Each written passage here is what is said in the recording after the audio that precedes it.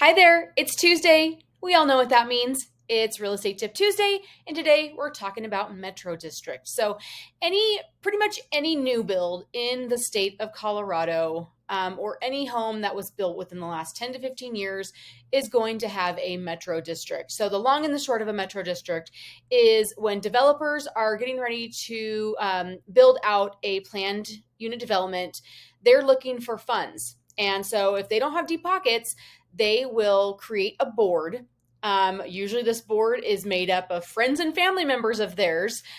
Get back to that later. So, this board will then approve up to a certain amount of money that this developer can use in bonds to build the infrastructure for new developments. Think the sewers, the roads, stop signs, a new firehouse, which usually in new construction sites or new communities, you'll see that there's a brand new firehouse somewhere within the community or just right outside of it. So the developer has to come up with this money somehow.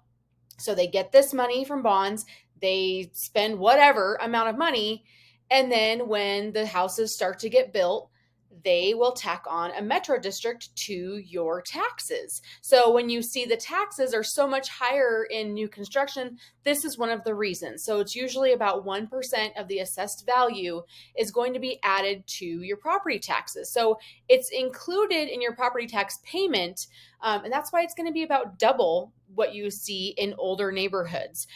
So these have gotten really popular in the last, couple of decades because developers are wanting to not use money out of their own pocket, or they just don't have it. The pros and cons of that. So the pros are that supposedly the housing prices are supposed to be lower. Because then the builder isn't trying to get the money back right away from the buyers purchasing the homes. They're like adding up, they're trying to section out that cost over a couple of years. The cons are these are not very well maintained, meaning they're not really watched over. There's nobody watching how much money the developers are using. And even if all of the money that they've received from their initial bonds are being used completely for the development. So are they pocketing some of that? Are they giving their friends and family on these boards a kickback? There's nothing that's really watching that. So it has come under scrutiny a lot more in the last few years. I know that Colorado has been looking into that. There have been quite a few different articles and reports about wanting to really start to tighten the belt on that a little bit, or at least have some oversight on it. So that way we know where the money's actually going. The way that the Metro District is set up is really, really important. So it's really important that you work with an agent who knows how to look up the different websites of where these metro districts are being formed and goes over the contract. There is supposed to be an end date of when that financing will be done.